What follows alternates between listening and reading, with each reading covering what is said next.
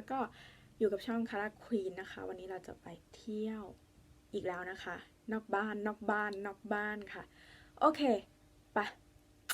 สวัสดีค่ะวันนี้นะคะเราก็อยู่ที่ทะเลบัวแดงนะคะก็อยู่ที่ไหนเดี๋ยวเราค่อยบอกอีกทีนึงนะคะแต่ตอนนี้เราจะพาทุกคนไปดู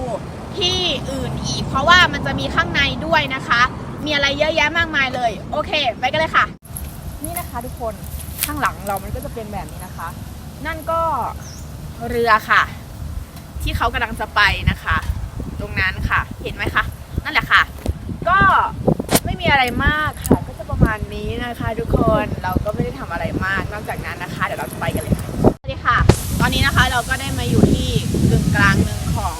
ที่นี่แล้วนะคะต่อไปเราก็จะเดินเข้าไปกันเลยนะคะโอเคไปเลยค่ะโอเคค่ะนี่นะคะคนก็มาเยอะพอสมควรค่ะแล้วเราจะเข้าไปกันเลยนะคะโอเคไปค่ะ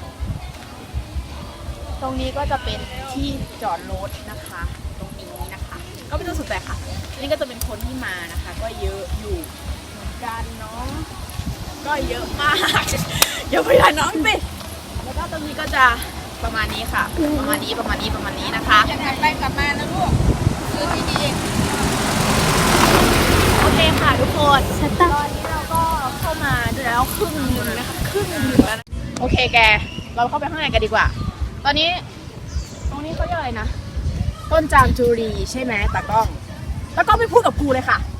อันนี้นะคะจะเป็นต้นจามจุรีนะคะแล้วก็จะเข้ามาเรื่อยๆตรงนี้ก็จะเป็นที่เขาเรียกอะไรนะเขาให้เช่าเรือไปขี่ใช่ปะแล้วก็เราจะเดินไปตรงนู้นเลยนะคะเดินตามมาค่ะไป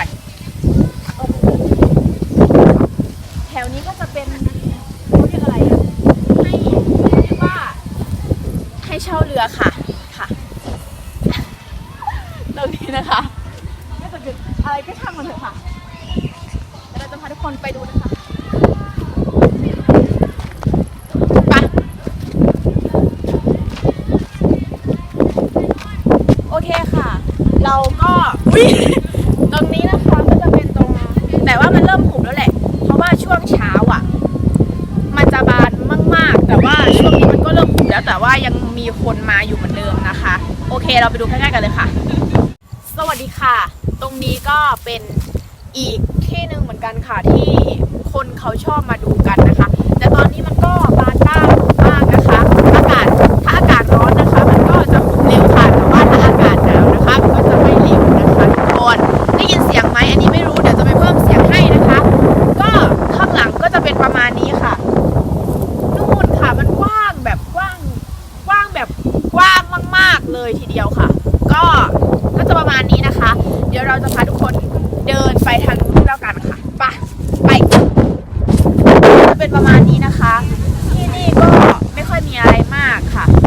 ตรงนี้ก็จะเป็นประมาณว่าเป็นแบบตรงนี้ค่ะก็จะเป็นแบบอะไรอ่ะเขาเรียกแบบอะไรก็ช่างมันเถอะเนาะไปเดินมาค่ะก็จะเป็นประมาณนี้นะคะคนก็มาเยอะพอสมควรคนมาเยอะเหมือนกันนะทุกคนดูนั่นนะคะก็คือเขาออกไปแล้วนะคะก็จะประมาณนี้นะคะทุกคนเยอะจริงๆนะอันนี้คือโซนเรือเฉยๆยังไม่ได้เข้าไปเขาเรียกว่าอะไรอ่ะโซนขายของใช่ไหมก็จะประมาณนี้นะคะทุกคนดูแบบคนก็เยอะนะเยอะมากเลยเขาก็มาถ่ายรูปกันนะแกดูสิดูฝั่งนู้นแดงมากเลยไปแล้วจ้าเรือไปแล้วจ้า โอเคค่ะเราก็รอขึ้นเรือนะคะนี่ค่ะ2คนกับตากล้องนะคะไม่ต้องสงสัยค่ะโอเคเดี๋ยวเราก็รอขึ้นเรือเลยนะคะก็อยู่นั่นค่ะโอเคแกเราก็ไปหาซื้ออะไรมากินก่อนนะมันไม่ใช่ของเราหรอกเป็นของตากล้องเองแต่ว่าเราหัวขึ้นเรือแล้วมันอ้วกไงก็รออีกสักพักหนึ่งเขาก็น่าจะเรียกเราขึ้นเรือแล้วแหละโอเคหันไป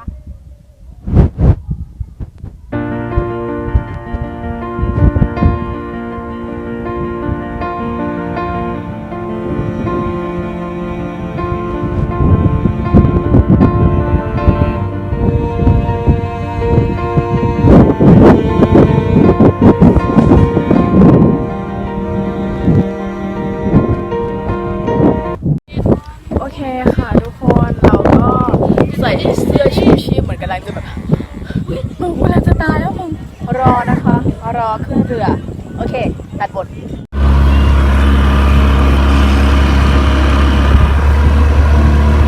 หมือนเหงาปะเหมือนเหงาอ่ะนี่นะคะทุกคนมันก็จะเป็นประมาณนี้นะคะ